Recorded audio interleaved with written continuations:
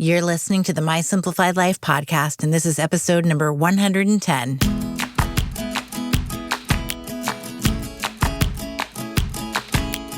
Welcome to the My Simplified Life podcast, a place where you will learn that your past and even your present don't define your future.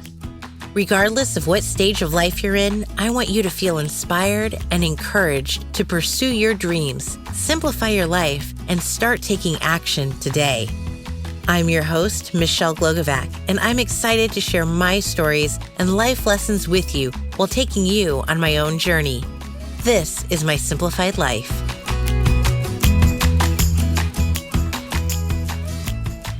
Hey friends, welcome back to another episode. I'm your host, Michelle Glogovac. As a business owner and simply a human being, when we hear the word no, it can feel deflating. Think back to when you were a child or now as a parent, what it's like to hear no to something you want. Every afternoon, my son comes home from school and asks for a treat, which for him is a piece of candy. Most of the time, my answer is no. I get the dreaded sigh. Sometimes there's a follow-up question asking why not, or there's some sort of negotiation as to why he should get a treat. He might change my mind, or he might not. But I get his frustration to wanting something and being told no. As a publicist, I get told no a lot.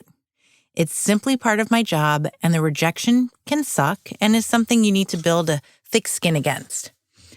I've heard quite often that no isn't the final answer, and that's honestly now how I look at things in life and my business. I treat no as basically a not right now or no, but maybe. In a different way, it could be a yes. Even if we get a no, changing your mindset and considering other options might just get you the yes you were looking for.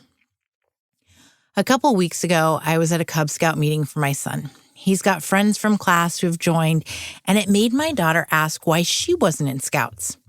Truth be told, I'd asked some other moms of older girls about their troops, but no one had any connections to a Daisy troop. That's for kindergartners. So back to this Cub Scout meeting, I'm chatting it up with the scout leader who was also looking for a den leader for my son's pack. As we talk, I end up saying yes, I will take the role of den leader and work with parents on sharing responsibilities because that's really who I am. And without a leader, these kids wouldn't have had a pack. The leader and I kept talking, and it turned out that she also had a kindergarten daughter. So I asked her about a troop for them. Turns out she was in a Daisy's troop, and some of the other little girls from my daughter's class were also in the troop. So immediately I asked, well, can we join? She sadly told me that they had already closed it. It was a small group. They'd all known each other from before, and because of COVID, they wanted to keep it small. I totally understood, and I said that I would then reach out to some other moms from the school and see if anyone else might be interested so we could form our own troop. That night, I promised my daughter that I would find a way to get her in a troop, even if it meant creating one myself. The next morning, my phone rang. It was the pack leader from the night before. She said she'd felt really bad that we weren't able to join her troop, and so she contacted the other moms from the troop that night, and they all agreed that we should be welcomed to join them. I literally had tears in my eyes. She went on to say that she felt like we connected the night before and she loved my enthusiasm, and the other moms who knew me also agreed. A no turned into a huge yes in a matter of 14 hours. I get that this is about a group for kids, but the same thing can happen when we're talking about a job opportunity or a client or a podcast interview. I invite all of my guests to be on my show, and in over 100 episodes, I've had one individual who said no. That no turned into a yes less than a week later. Sometimes we speak too quickly, and I fully understand that. Sometimes we need to mull a decision over, do further research, weigh the pros and cons.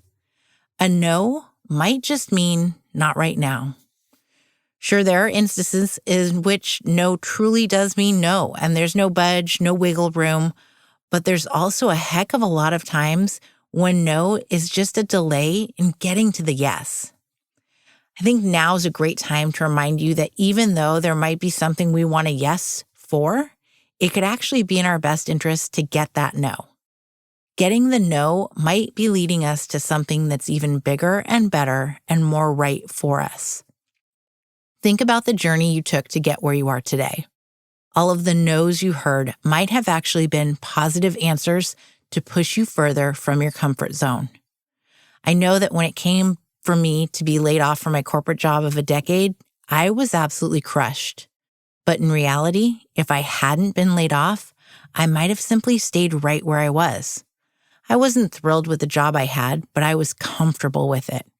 I was never pushed to see what more was out there for me. The possibility of making a difference in the world didn't seem like something I could take part in. Discovering a new industry and having new friends from total strangers wasn't something that was on my radar. I'm now beyond grateful for that layoff and the next one.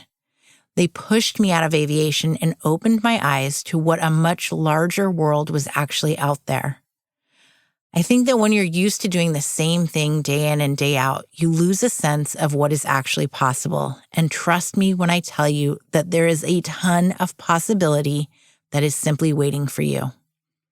Hearing no isn't always a bad thing. It can be something that leads to bigger and better. When it comes to my business, I've heard no's to pitches and to new business. But here's the positive spin on both of these kinds of no's. When it comes to pitching clients, it could simply not be the right time or the right fit in the eyes of the host. I've received responses that said no to a certain client, but that they were open to being pitched if I had others in mind, which ultimately is a yes, just for a different client. I've had hosts say that it's a no because they have different focus for the current season, but please follow up in a certain amount of time. These aren't negative responses at all. Of course, there's the absolutely not response, but that's pretty rare because I do my research in advance of pitching my clients. There's also the silence, which some of you might consider as ghosting. Let me remind you, though, that a lot of hosts have full-time jobs and your guest pitch isn't their number one priority in their inbox. Gentle, kind follow-ups are often key to removing that silence barrier. In my business, I've had prospects say no with the main reason being that they aren't financially ready. To me, this isn't a true no because it's not a reflection of the work I do. I get that working with me is a big investment, but I also know the return on it. If someone isn't able to commit to investing in their PR, that's not a reflection of me and my service, and I know that. I think this is a very important topic to discuss because so often we want new business and think we need to discount our services or work within someone's budget, but that simply lowers our own worth and isn't going to help you grow your business in the long run. Be okay with those kinds of no's. Trust yourself in knowing your worth and let that be a reflection to others of your standards.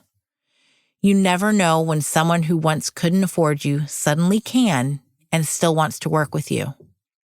By also sticking to your pricing model, you're ensuring that down the road, you don't start to resent the work you do for any one client because you discounted it for them. Have you seen those memes about how the $100 client is asking for extras and simply a ton more work from you?